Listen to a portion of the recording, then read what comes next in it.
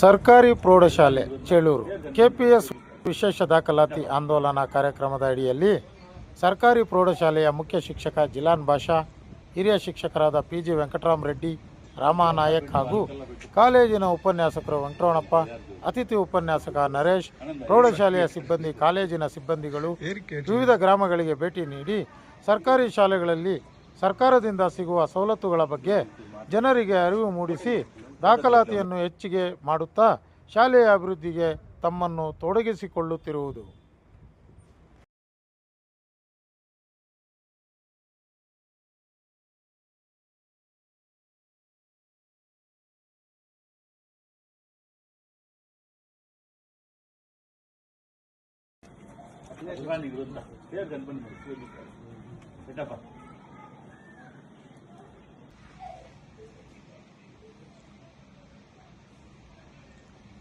అక్కడ పెట్టు వాళ్ళకల్లా పెట్టు బజార్ ఆనంద పెట్టండి ఏరికేట్లేదు